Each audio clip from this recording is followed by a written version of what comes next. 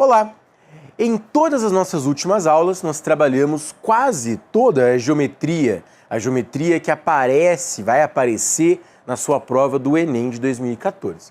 E exatamente essas aulas, é óbvio que em 30 minutos a gente não consegue comentar e falar de todos os problemas que a geometria traz, mas uma ideia, uma percepção geral a gente tenta fazer. A geometria do Enem é algo constante, é algo que não vai deixar de aparecer nunca, e na verdade você viu aqui que nós vimos várias fórmulas, várias relações, e o Enem tenta, na medida do possível, fugir dessas fórmulas. Quer dizer, o máximo que você puder, que o Enem puder fugir das fórmulas, ele foge. Claro que tem coisas que não tem como, calcular um volume de um prisma, calcular o volume de um cilindro, calcular a área de um triângulo. É claro que isso são conhecimentos básicos, são conhecimentos que todos nós temos que ter, inclusive para o nosso dia a dia, né? Mas a geometria tem sido uma grande dificuldade no Enem.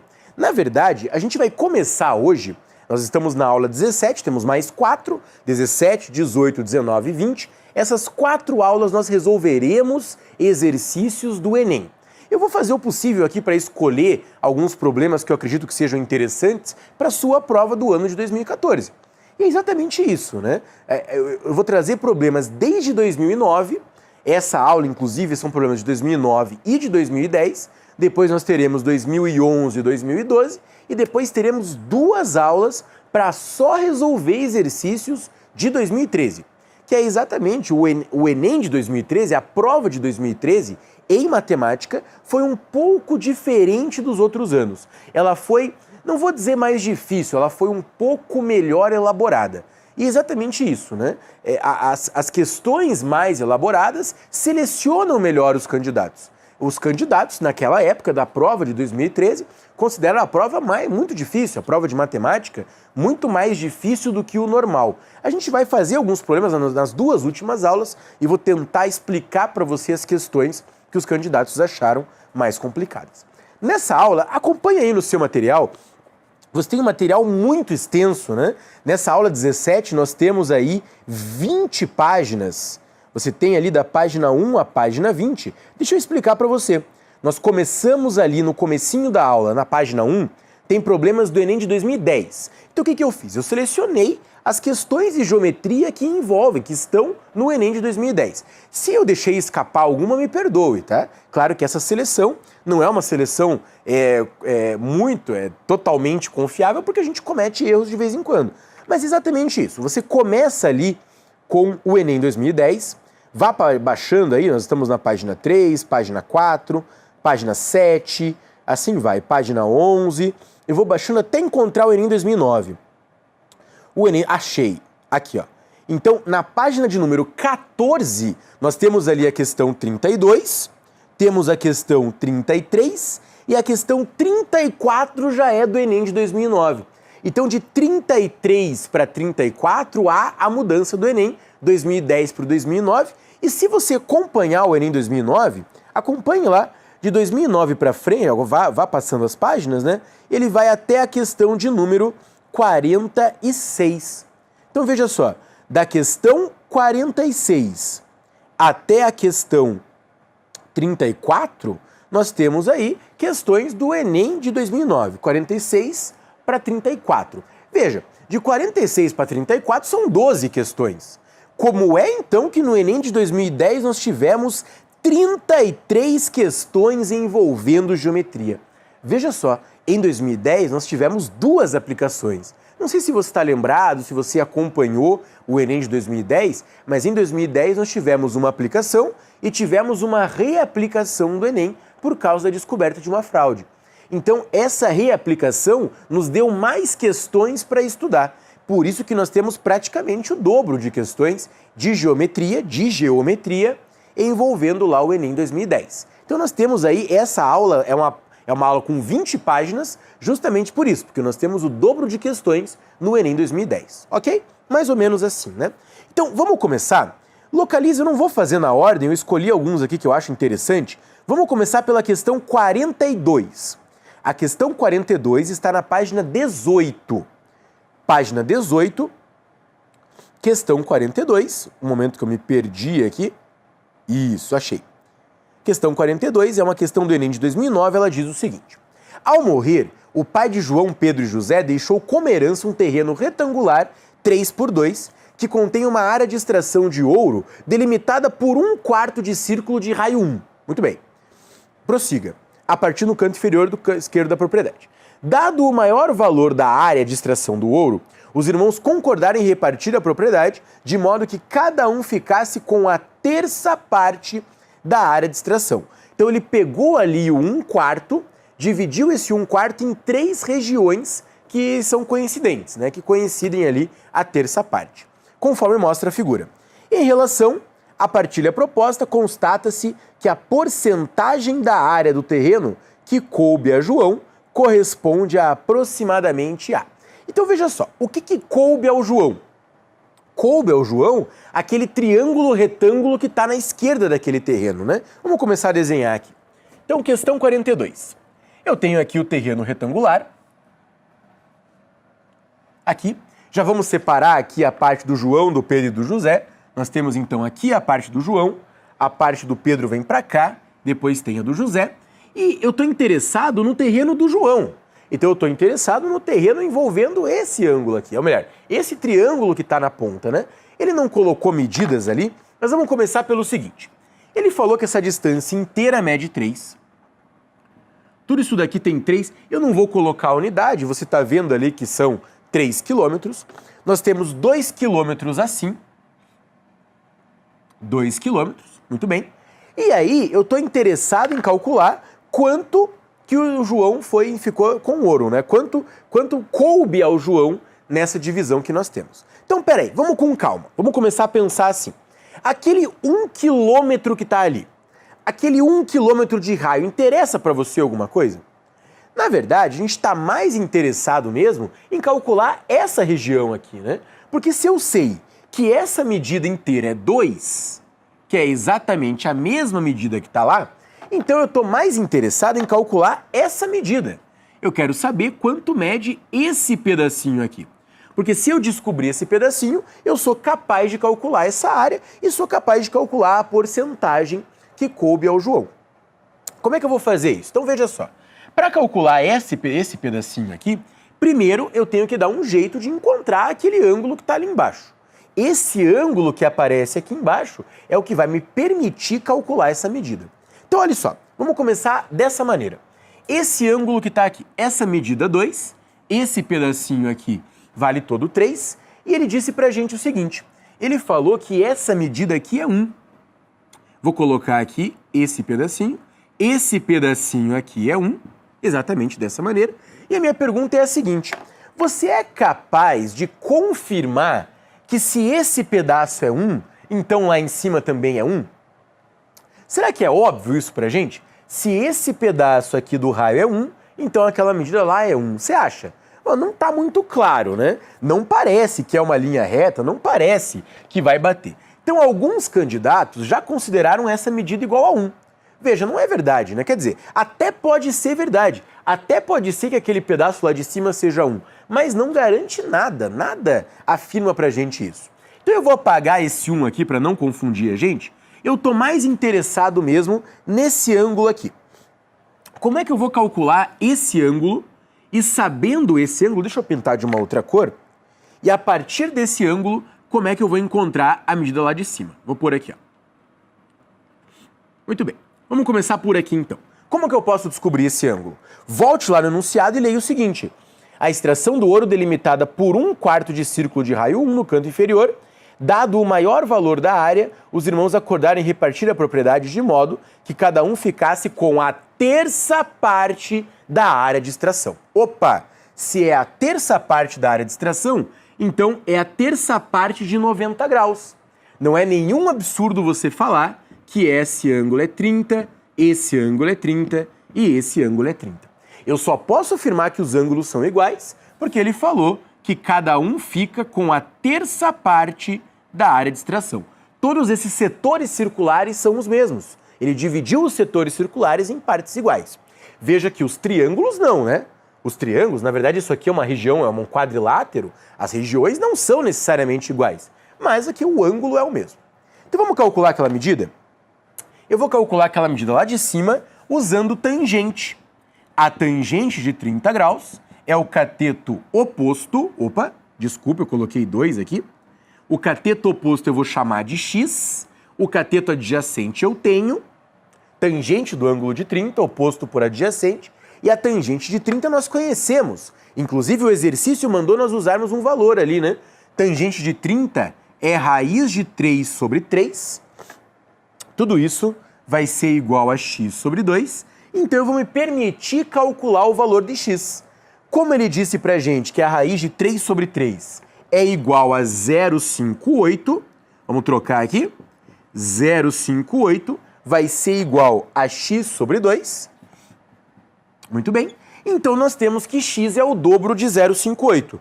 O dobro de 0,58 vai dar 1,06. 1,06, dobro de 8, nós temos 16. Aqui a gente vai encontrar, 1,16, né? Perdão. X é igual a 1,16. Esse é o valor de x. Mas espera aí, eu não estou interessado no valor de x. Eu estou interessado na área que coube ao João. Vamos calcular a área do João? Para calcular a área do João, a gente vai fazer base vezes altura sobre 2. A base do triângulo nós acabamos de encontrar. A altura do triângulo nós temos. Vamos fazer a conta. A base é 1,16. Tudo isso vezes a altura. A altura vai ser 2, mais uma vez dividido por 2. Então, nós conseguimos encontrar a área. Lembre que esse valor está em quilômetros, porque é o valor de x, só que o valor de baixo vai estar em quilômetros quadrados, porque nós fizemos o cálculo da área, então não confunda aqui, né? A área é 1,16 quilômetros quadrados. Muito bem. Então essa é a área que coube ao João. É essa área que eu estou interessado, que eu estou calculando a área do triângulo. Mas espera, o que ele quer saber mesmo? Em relação à partilha, constata-se que a porcentagem da área do terreno que coube ao João... Mas peraí, que terreno? Ora, o terreno é inteiro, né? A gente está falando de todo o terreno em questão. Então, o terreno em questão é exatamente a área desse retângulo. Nós temos um retângulo de 2 por 3. Esse é o terreno que a gente está falando. O retângulo de 2 por 3 te dá uma área de 6 quilômetros quadrados. Muito bem. Então, nós estamos interessados na porcentagem que o 1,16 corresponde ao 6. 1,16 para o 6, isso corresponde a 19%. A resposta é a letra E. Como é que você vai chegar nesse 19%? Você pode fazer assim, ó. Os 6 quilômetros quadrados correspondem ao 100% e o 1,16 quilômetros, aqui é quilômetros quadrados, né? E o 1,16 quilômetros quadrados corresponde ao valor de x, é exatamente a porcentagem que você quer encontrar. Fazendo essa multiplicação, é uma regrinha de 3 simples, ou você calcula a porcentagem do jeito que você achar melhor, né? Alguns aí de vocês, às vezes estão acostumados a calcular a porcentagem usando, por exemplo, o cálculo de 1%. Quer dizer, se você calcular primeiro 1%, ao invés de calcular direto a regra de 3, basta você multiplicar por 100, ou no caso ali, multiplicar pelo valor para chegar na resposta, né? Mas na verdade isso depende de cada um, depende de cada maneira que você vai fazer a porcentagem. Nós encontramos então 19%, claro que essa é uma resposta aproximada, né? Nós aproximamos para 19%, justamente porque o enunciado disse pra gente que nós temos um valor aproximado. Então, a porcentagem da área de terreno que corresponde aproximadamente é a letra E, 19%. O que você acha? Acertaria essa questão? É uma questão bacana, né? Uma questão que envolve trigonometria e que envolve também a área de algumas medidas. Vamos lá? Então já estamos no Enem 2010 e eu quero fazer a questão 29. Localize para mim a página 13, questão 29. Enquanto eu vou apagando o quadro aqui, vai dando uma lida no seu problema.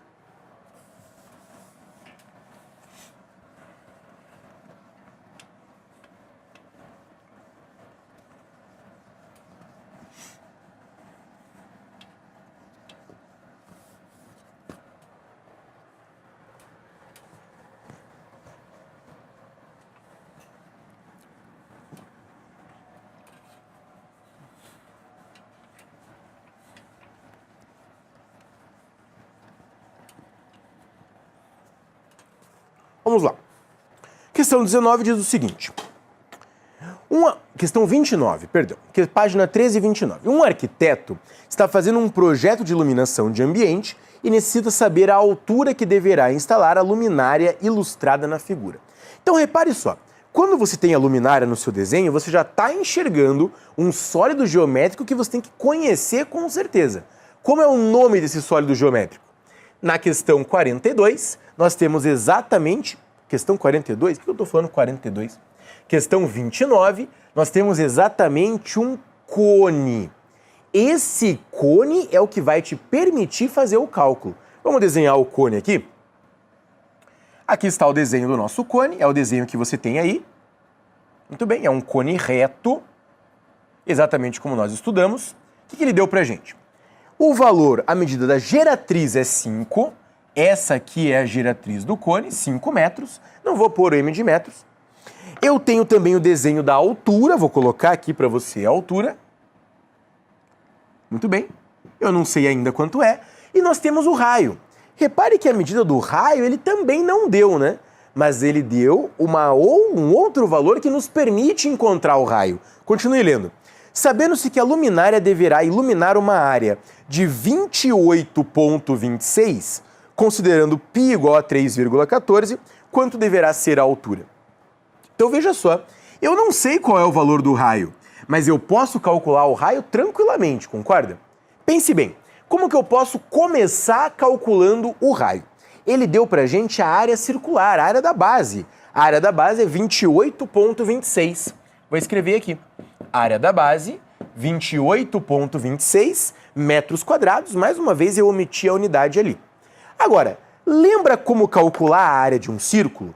A área de um círculo você faz πr ao quadrado. O fato de você fazer πr ao quadrado te permite calcular a área do círculo. E é exatamente isso que a gente vai fazer. Então, olha só, área do círculo, π vezes raio ao quadrado igual a 28,26. Agora, peraí, πr ao quadrado. Ele deu para você o valor de π?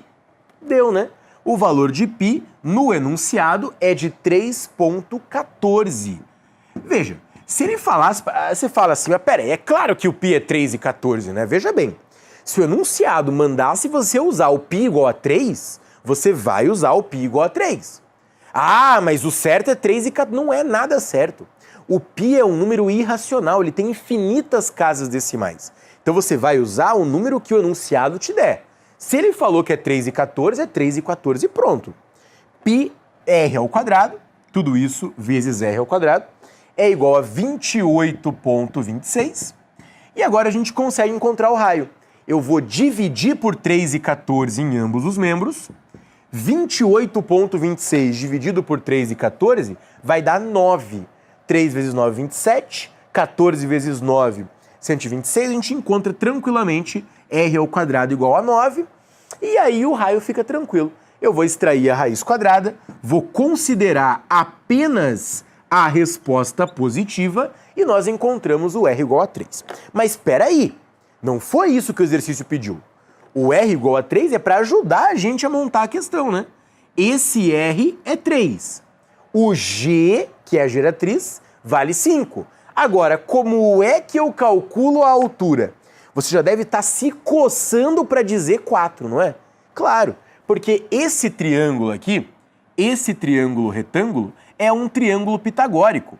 Ele é retângulo, ele vai formar um ângulo de 90 graus, porque o cone é reto, e justamente por isso nós temos o raio igual a 3, a geratriz igual a 5, então a altura é igual a 4, porque nós temos um triângulo pitagórico 3, 4, 5. Vou colocar aqui a altura igual a 4, aqui está o 90 e nós matamos o problema. A altura igual a 4. E vamos combinar uma coisa? 4 metros, né? Isso mesmo. Vamos combinar uma coisa? Se você não entendeu essa última parte, que eu deduzi que vale 4, faça Pitágoras, né? A dedução do 4 é pelo fato de ser um triângulo pitagórico, mas não é porque você não lembra disso que você vai errar o problema. Faça Pitágoras. 5 ao quadrado é igual a 3 ao quadrado mais h ao quadrado. Montando o teorema de Pitágoras, você vai isolar o h e vai encontrar o valor de h igual a 4. ok? Então nós marcamos a resposta letra B. Repare que ele poderia ter pedido outras coisas, né? Poderia ter pedido para você o volume. Lembra o volume do cone? 1/3 da área da base vezes a altura. Poderia ter pedido a área lateral. A área lateral do cone é πrg. Tem várias coisas que dá para pedir nesse problema, mas na verdade era um problema tranquilo de área de círculo e de Pitágoras. Legal? Continue subindo aí. Para você se localizar, eu farei exercício todos os números, nós estamos no 29, 29 da página 13. Vamos continuar subindo? Eu quero escolher mais um que é muito legal. Vamos ver se eu acho ele aqui.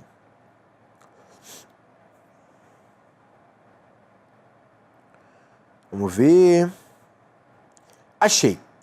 A questão que eu estou me referindo é a questão de número 10. A questão 10 da página 5, também uma questão do Enem e também uma questão de sólidos. Olha lá. Vai dando uma lida enquanto eu vou apagando o quadro rapidinho, que essa questão vai demandar um pouquinho de tempo.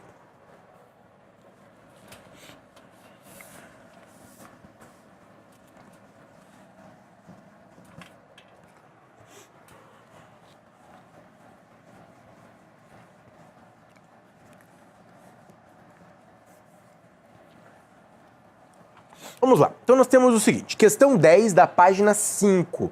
É uma questão do Enem de 2010. Ele fala assim: em um casamento, os donos da festa serviam champanhe aos seus convidados em taças com formato de hemisfério. E o que é um hemisfério? O hemisfério é metade de uma esfera. Continue. Porém, um acidente na cozinha culminou na quebra de grande parte dos recipientes.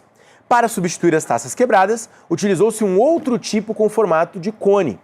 No entanto, os noivos solicitaram que o volume de champanhe nos dois tipos de taça fossem iguais. Então, peraí, nós temos uma taça em forma de hemisfério, assim, e temos uma taça em forma de cone. Vou colocar aqui o cone. Bom, teoricamente, os volumes não são os mesmos, né? Mas os noivos solicitaram que o que entrar aqui de champanhe também tem que entrar aqui. Muito bem, que mais? Sabendo que a taça com formato de hemisfério é servida completamente cheia, o fato dessa taça estar cheia é o que vai resolver o problema. Se ela não tivesse cheia, ele teria que dar pra gente alguma informação. A altura do volume de champanhe que deve ser colocado na taça. Então o que ele está perguntando é o seguinte: a gente vai encher isso daqui de champanhe, vai ter essa taça cheia de champanhe, muito bem, legal? E aí eu não vou encher a taça de cone inteira, eu vou encher até uma certa altura, assim. E a pergunta é, que altura que eu devo encher essa taça? Exatamente para que esse cone, ou melhor, esse hemisfério, tem o mesmo volume que aquele. É exatamente essa a questão. Você está vendo ali que a imagem está um pouco ruim? Não sei se você consegue enxergar, mas ele deu para você raio igual a 3. Repare só, ele falou que o raio dessa semisfera é 3. 3 o quê? 3 centímetros. E também falou do raio do cone, tá? Aquele raio que ele deu não é o raio do cone todo, não é o raio do copo, da taça. É o raio exatamente da quantidade de líquido. A quantidade de líquido que você colocou vai te dar um raio igual a 3. Se ele tivesse te dado esse raio de cima, você teria que fazer uma semelhança de triângulos, ok? Faz uma semelhança de triângulos com o raio de cima, montando uma semelhança aqui para encontrar o raiozinho. Mas nesse caso foi mais rápido. Vamos lá? Volume do hemisfério. Volume do hemisfério, ele até deu para você ali o volume de uma esfera, né? Você está vendo a fórmula? Mas a gente lembra, o volume de uma esfera é 4/3 de πr ao cubo. Peraí, esse aqui é o volume da esfera inteira. Nós temos um hemisfério. Então não é nenhum absurdo eu chegar aqui e multiplicar esse valor por meio. Ou na prática dividir por 2, como você preferir. Mas agora o volume do hemisfério é metade do volume da esfera. Então repare que ele deu para você a fórmula da esfera, mas você tinha que lembrar de multiplicar por meio, né? Porque nós temos metade. Tudo isso mais, ou melhor, tudo isso é igual. Eu vou pegar esse volume e vou igualar com esse. Repare que o líquido veio até aqui, aqui está o líquido, e ele falou que os volumes são iguais. Vamos calcular o volume do cone. O volume do cone vai ser 1/3 da área da base πr² vezes a altura. 1/3 da área da base vezes a altura. É exatamente essa relação que eu escrevi aqui. Eu já vou trocar, já troquei o R, ainda está faltando trocar o H. E aqui eu não troquei o R, vou trocar já, né? Não sei por que eu não troquei. Então eu estou apagando aqui esse R e já vou colocar direto o R igual a 3. Legal? Então, 4/3 de πr³ e 1/3 de πr² vezes H. Tudo isso vezes meio, porque é um hemisfério. Vou terminar as contas, nós temos o seguinte. Esse 2 eu posso simplificar com esse 4, eu vou chegar em 2 no numerador e 1 no denominador. Posso simplificar o 3 com o 27, então eu vou fazer o seguinte, ó. Esse 27 eu vou simplificar com esse 3, vai sobrar 9 em cima. Sobra 9 no numerador e sobra 1 no denominador. Portanto, o lado esquerdo da conta, 2 vezes π vezes 9. Isso aqui deu 18π igual 1/3 de πr² vezes H. O H eu não conheço. Esse 3 eu posso simplificar com esse 9. Vou simplificar assim. Vai sobrar 3 em cima e 1 embaixo. 3 no numerador, 1 no denominador. E nós encontramos 3 vezes π vezes H. Fácil. Encontramos a altura. Eu vou simplificar o π. Repare que o π foi cancelado, é só dividir por π em ambos os membros. E 18 dividido por 3. 18 dividido por 3 vai dar 6. Esse 6 é em centímetros. Repare que é em centímetros porque todas as medidas aparecem em centímetros. Legal? O que você achou?